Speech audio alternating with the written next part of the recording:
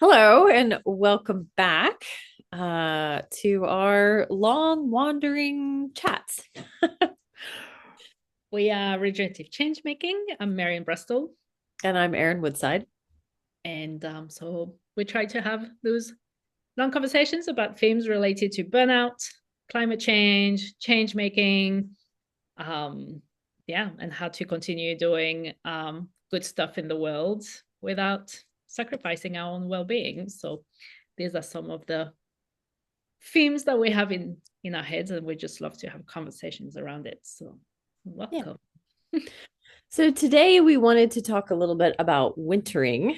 Marion and I are in our own kind of winter time with regenerative change making as an organization and a little bit of ourselves personally as well.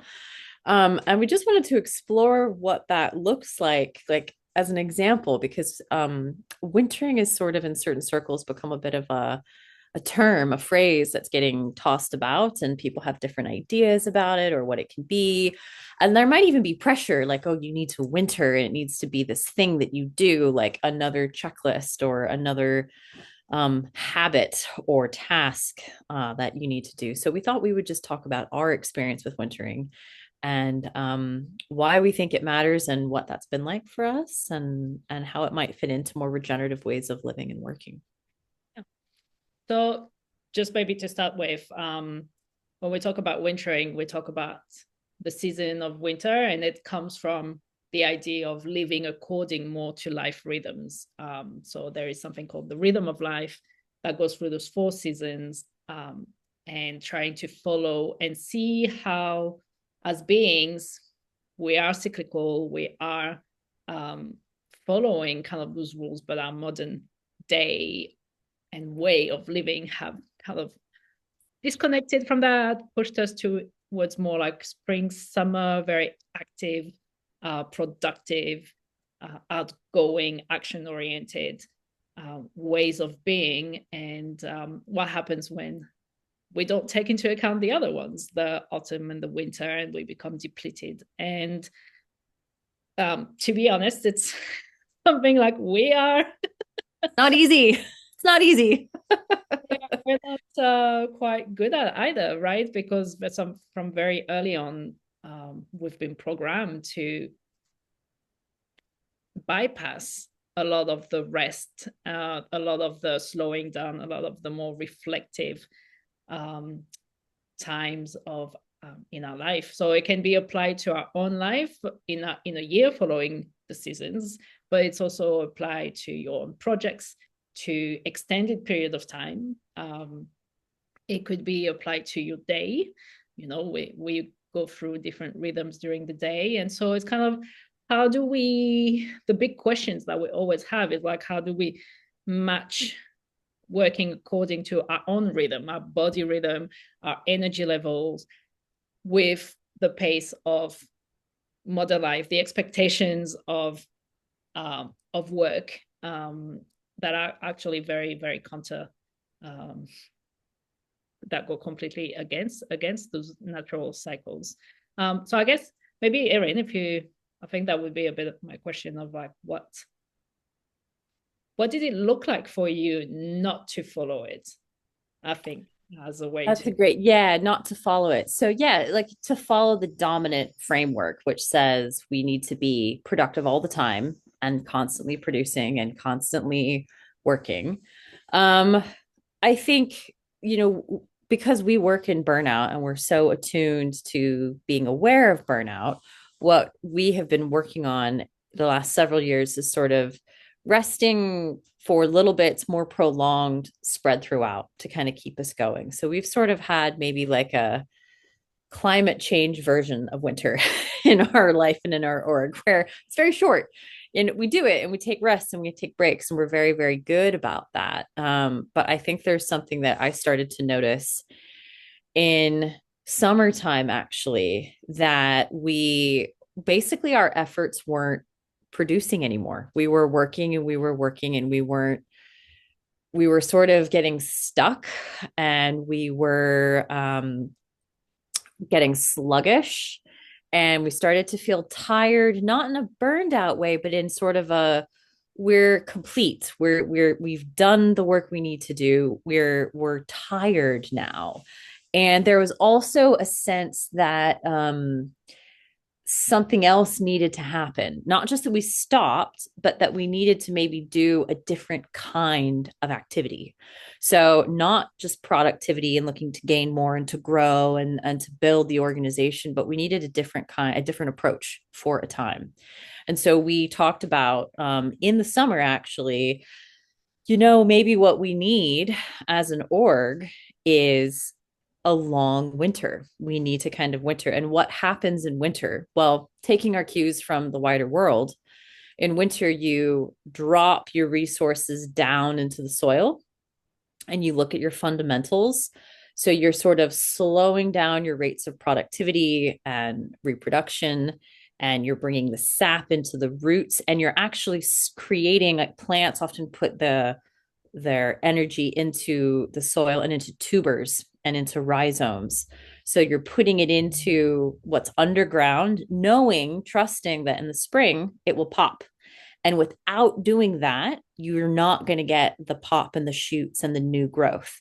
So we decided to take a similar approach at regenerative change making and really focus on drawing down from doing a ton of client work, slowing down our work days, working actual fewer hours, and putting our energy into our roots. We kind of integrated everything we've been building over the last 3 or 4 years, in the last couple of months, and we've been kind of pulling our ideas down, evaluating them, looking at them, going, "Yep, we like this, we like that." We've been working on our networks, which I like to equate to like our mycorrhizal network, you know, our network of mycelium.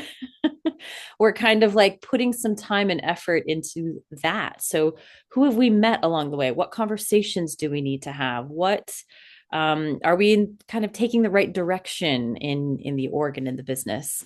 And it's been amazing. It was a not easy process getting to winter. And Mary, maybe you can talk a bit about how we ended up getting there, because we didn't just go from summer productivity to boom, let's just shut down. We took a process to get there. We autumned our way into winter. So maybe we you can talk a little bit about how we did that. Yeah, I think it was, I want to say that also because we hadn't had like prolonged period of winter, I felt the pull, especially on my side, of like the constant hamster wheel, right? It's just kind of like fear and anxiety and survival mode kind of like took over. And it was like the next thing, get to the next thing. And it's my own patterns and that were like showing up as well, but also like the pull of we can't stop. If we stop, everything else stops, and this is our livelihood too. This is we have obligations with clients that we had, things that we wanted to create as well. And so it was very scary, to be honest, like to think about like, oh, we're gonna slow down, Yeah. contract, right, put everything back in. And so it took a lot of pruning of like deciding what needed to go, like, no, we can't focus our energy on this because this is taking too much and it's not bearing fruit, or it's just like spreading us thin. And it means going also against your own kind of identity of like what feels good as a reward, like the way you show up and people perceive you in the world. And also when you try to explain to people, I'm thinking family, for example, that actually, no, we're just gonna slow down, shut down. And it's like, oh, but how are you gonna survive? Yeah, the question, what's going on with work? Like, what's new Yeah, with you? It's like, actually, we're taking a pointed time of restfulness, and you're like, what does yeah. that look like? Yeah. and and the feeling of maybe not doing enough, not being, or being kind of a, for me there was a bit of a, does that mean we're failing? Does Mhm. that mean we're not enough for it? Like there's the real scariness around what does that mean for my own identity and what needs to let go and be shed. And that created a lot of very uncomfortable feelings, right? So it's just like every day when we're like, no, we're going to work only like 2 hours because our energy cannot take more. Like physically, my brain could not take more than 2 hours a day of active working. It was like, well, then something's wrong with me. Or the inner voice and the police of the productivity police is like, no, you should be doing at Push least through, keep doing. Yeah. doing. Like if you haven't done at least 4 hours of work, like you're worth nothing. So um I that's why it's so hard to slow down, I think, because it puts you in front of all those patterns that are underneath it and all of the loss, right? When you decide to focus on this, you're also obviously saying no to other things and decide to leave other things behind. And so that's a bit more the autumn, right? It's like creating the space for all of these things to come up to the surface and being processed. And I think for me, I mean, the one of the big thing why it was possible is because we were doing it together at the same time. And I think we were going through it at the same time. So it didn't feel like one of us was burdened with like or trying to catch the other person's workload, or and we could be like, oh my god, this is so hard, and we could just process it together. And we had also, I think, people around us that were supporting of this. I know something I went through with therapy and explored as things were coming up. So yeah, it's not an easy process, and I think, and quite a few times actually, the pattern of like, Let's restart. Let's get back into it. We've done enough. yeah, Yeah. We've done enough. Yeah. let's just go and try something, and it comes from a different place because it comes a bit forced and then from fear, and instead of and so you deplete very quickly as well. So yeah, the pattern is there of just like, well, this gets a bit uncomfortable, well, I better just go and find something to to feel good about myself because I've achieved these many hours of work, or I've And I need to. Yeah. I think for me as well, yeah, there's been something of confronting scarcity and trust, because one of the things that we've found is actually from the work we have done, which is in our networks and putting our time and energy into consolidating a lot of our reflecting on what we've been doing and our methods and all of that, kind of the slower, wintry kind of work. Um, we're starting to see some germination from that in its own very organic way. And you really, I think for me, it was really trusting in this process that actually, if you really do take the time and effort, almost like you can't not regrow again, right? That this is actually a pattern and a live process. So the more alive you are, the more this process will come back alive. It will happen. It's part of what will, and really trusting that, having faith that, the sun will shine again and the flowers will pop and the roots will come forth. And we're not quite there yet, but we can kind of see, it's like we can hear the soil getting a little bit warmer and things kind of waking up a bit. And what that means is we're healthier for it. The organization is healthier for it. And our services and our offerings are really healthier for it. Um, and it's really interesting when we equate this to like the wider world and the wider paradigm that we're in, because even what I say, we're alive and we're organic, and this is a process we all go through. But even in scientific literature, the study of winter in ecology is really understudied. It's a huge gap in the scientific world, in ecology in particular. It was sort of seen as like, nah, winter's unproductive. It's not that important. It's not that interesting, which really parallels with the way that culturally we think about on productivity and what happens when we slow down.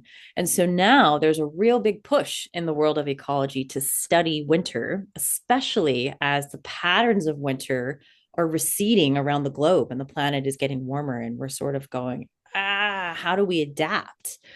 So I feel like what we've been doing is very analogous to what's happening in the wider world, right? Where our patterns of work and life are reflective of what's happening broadly out in the world. And yeah, it's having faith that actually this is a natural process and there isn't as much scarcity as we think. Although I will say, there is temporary scarcity in the sense that in winter, you don't have the fruit overflowing in the trees, and we have had to draw down our resources. We have had to do that, and we've had to draw from a different kind of resource. It's more of stillness, and it's more of like steadiness and trustworthiness, a different kind of inner resource versus the kind of the external money coming in. We're making fruit, we're gathering hay. So there is a real it's not like you can winter and be like, I'm super cozy and everything is great. You do draw down some resources in this process. So there is a bit of a sacrifice, but it's sort of knowing that when you go through that, boom, things are going to sprout and be better for it and stronger and more resilient. Yeah. I think also because, I mean, as you say, like it's understudied because there's this perception that things are dead, right? It's just Yeah. nothing happens. But it's actually been The opposite. Yeah. it's right. Yeah. There's been a different quality of the things happening. Um, yeah, I think it reminds me of the different definition we have of rest, right? It's like it's not resting is not just chilling on the couch or like maybe just having a nap. That's a kind of rest, physical rest, but there's mental rest, there's emotional rest. I think there's 7 types. Can you remember the other? Spiritual is one, Um, social. Yeah. and stuff. And so it feels like we've been kind of playing with those because we still had Yeah. to show up. Like, I mean, there's still things that need to be done, and we've been focusing our attention to more of the root system of the organization. So that meant like meetings and research and all of that. Mhm. But it's more of an inward gathering energy, and it's also been have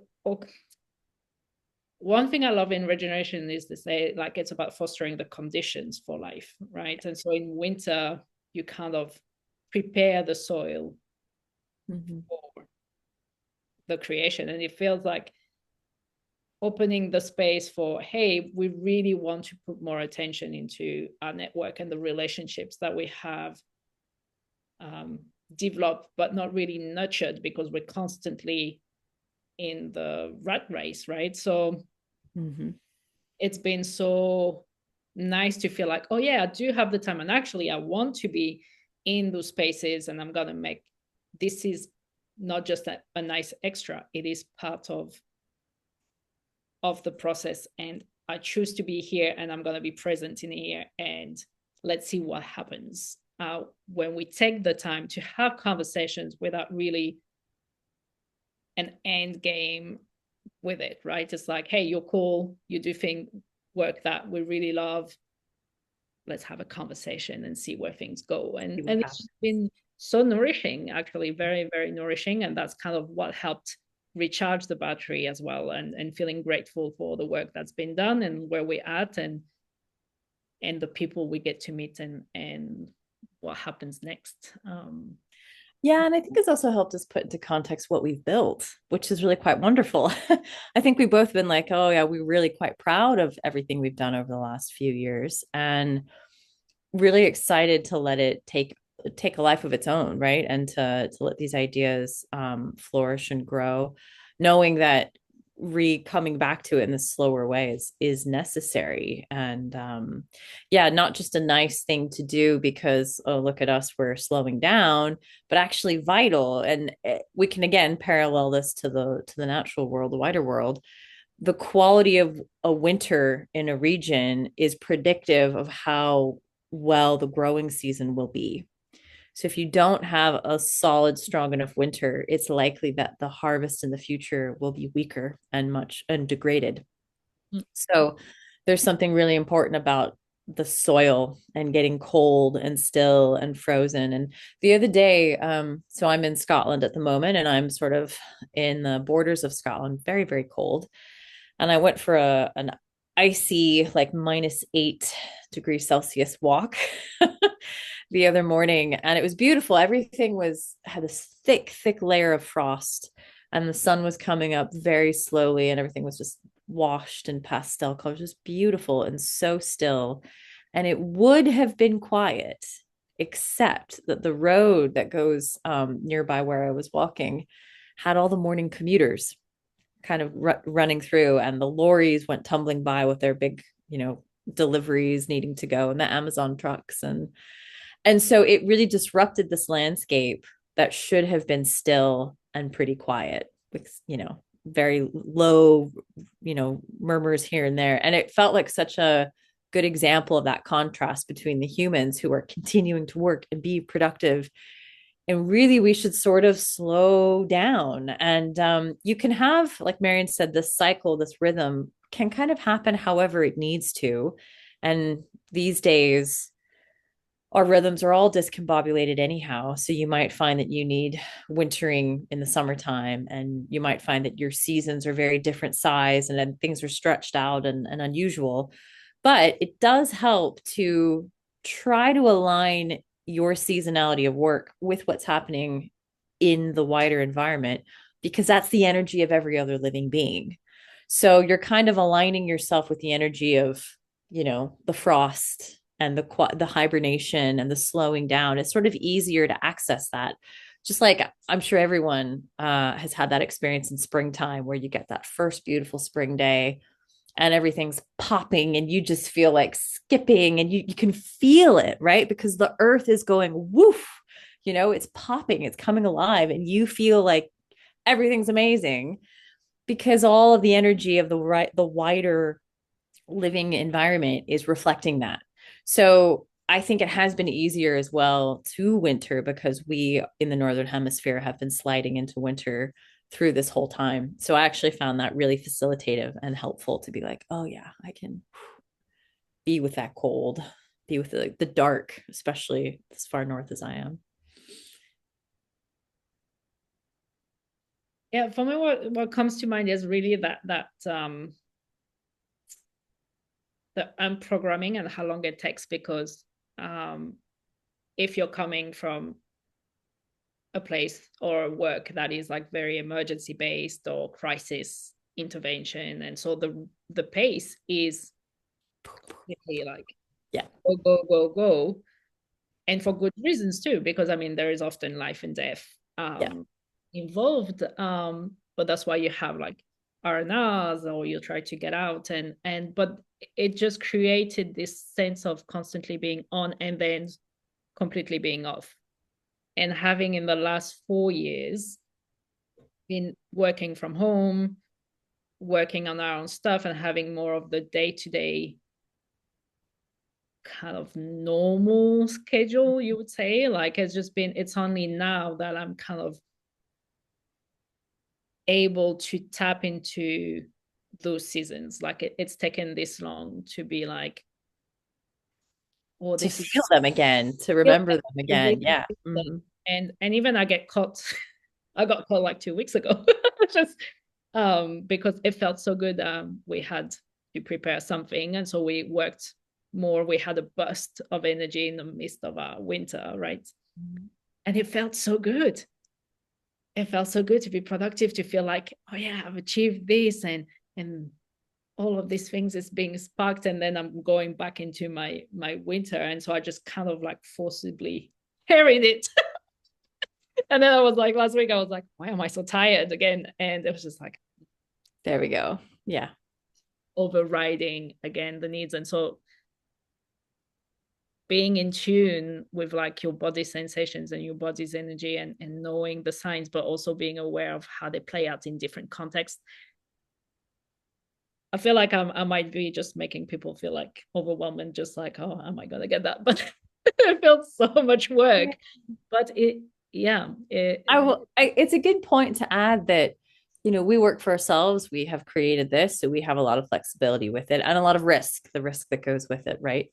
So people watching, listening might wonder, well, that's all great for you, but how could that possibly work for me? I have a boss, I have KPIs, I have to stay productive. And that's where it's what we do. We work with clients all the time to try to find those periods of slowness, or you know, kind of what we had been doing, which was doing smaller versions of that more throughout. But I would also argue that even though we say we don't like these seasons, there's a lot of places around the world that winter happens, even if the boss so says it's not supposed to happen, right? So many workplaces, not much work gets done the month of December, just not much at all. And it usually takes till the second week of January for things to kind of pick up again. And if it's not those times, sometimes it's the month of August. No work happens in August. So maybe you're enjoying a summer in your personal life, but the work is wintering, right? So there are ways of working this, but we're also advocating for more ways of doing this into our work lives. Like, this is our dream, that more people really reevaluate the way that they work, so that we at least at times work less for the betterment of the planet, for ourselves, for everyone. Really, we need to do a little bit less, so we're not quite as consumptive and not quite as working ourselves and the planet to burnout. Yeah. It reminds me of that was years at the beginning of my career. We had um a 1 year project and working with youth in gangs. And we had tried with one group and we had to shut it down for various reasons. And then within the week, because they were like funding stuff and it was a pilot project, we need to find a way to make it work. Like within a week, we were like already exploring a different community and launching this program again in this community. And that didn't work. Like that didn't work either. And then when we had to then take the decision to shut it down, I remember there was we were supposed to go into the office and do lessons learned, like right straight away. And I never called in sick. Like it was something I was very proud through my studies and throughout my work. It was usually I wouldn't call in sick and unless I was really sick. But that day I just couldn't get up. Like I couldn't get up. I was just like, I can't do it. I can't do it. And I just called and be like, I can't come in. Like, and it was just that moment. I was like, why are you trying to force me? Like, I have to do all the process of the grieving of these two failed group because we got so invested in the relationships with the different boys and girls and our hopes up with like trying to make it work. And we had invested so many, I mean, our weekends, everything. And and we had Immediately it's like figure out what the problem is. Yeah. you have No. to need to find out like what did work, what worked, and then plan the next. What are we going to do next, right? Because we still have 3 months to go and we need to make it work. And that was in an organization that was really good with their staff welfare and understanding, taking time for yourself and stuff. But at that level, Organizational level. yeah, it was Yeah. still like we've got a donor to report to, or the donor was putting so much pressure on like, what are you going to do next? And it was just yeah, when I think about grind. it, I'm like, this is crazy. And that's probably why it failed the second time, because we didn't have that space for like really properly taking stock and also the personal process of grieving through it. So we could see clearly what needs to happen next. So yeah, it's just an example of and looking back, I'm like, did we really need to push like that? Like, it's just like it This is probably almost invariably no, yeah. right? No, of course not.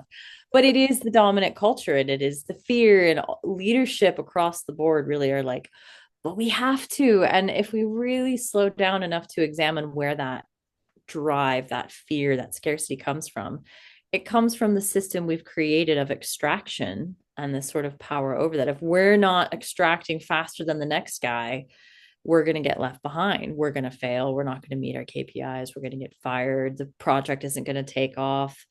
The deliverable isn't going to happen. Those customers will be dissatisfied. And But if you really look into it and you carry that beyond, I think a lot of people now, although they operate from those fears, they've started to think there's got to be a better way because it doesn't really matter. And the things that we say are so important. I kind of know aren't, I just don't know what to do about it. So if that's where you're at, welcome to the conversation. Join us. It's so much nicer over here. It's more alive, it's more vibrant, more wild. And yeah, we encourage you to share your thoughts and responses to what we've shared today. Anything, Marion, you want to add before we go as we talk about winter? I was just we're just very cozy as well. We're all kind of cuddled up in our. I have my tea here. You know, it's a good cozy vibe. Yeah, no, I think it's just realizing that it's not easy to like. I think that there was a lot of beating myself up at some points, to it just sneaks up on you so quickly. So yeah, just if it doesn't feel possible at the moment, to notice that and to be okay, it's not possible at the moment. Fine, when can it be, and then reorienting to where and when is it possible to make it happen, because yeah, it is vital. It is vital. um For everyone and every being. but I think really the thing that for me stands out is that really you can't do it alone. I don't think we're supposed to do the winter alone. I think if we hadn't decided to do it together at the same time, because we had taken breaks, but we often had alternated, right? You take a week off here, I'll carry the weight while you go, and then we switch. It's not the same. Not the same. No, I agree. And also for those moments where you feel like you're getting sucked back into the vortex of your old Oh, life. no, slow down. We're going to be, yeah. And I think there's some sense of safety in that like we're in this together. We know that it will sprout again. Like we know we have faith in it and that it's just adjusting our own organizational behaviors to match. Mm. Yeah. What I realized too is that I think we were also going down a road that worked for a bit, but was not appropriate anymore. Like, right, it worked for the startup phase, let's say, like figuring out what we're doing, and I think that could work for like any pilot project or something like that. Where you have that push, you have the trial and error, you have the productivity, putting things out there, and then what worked for that is not going to be the same Yeah. for the next phase. But you keep trying, right? You keep like knocking on the same door and trying, and then And that's where I think I was kind of in touch with that over the summer, where I'm like, this isn't working in the same way. We keep hitting roadblocks. We could push harder, but actually, what if we stepped back and went, is this all right? And we both had a sense. We had like a spidey sense an intuition that we listened to, and we're like, yeah, let's lean into this. Maybe it does need to be a little bit different. And I think that's what we're finding. That's what that small kind of soil activity is that we are kind of integrating and our offerings are shifting and how we're going about it is changing as a result of the winter process. yeah, and so much out there is about like you have to find a formula that you replicate, right? Standardize, replicate, expand, grow, reach out more people with the same project in a different context, which has its own soil and its own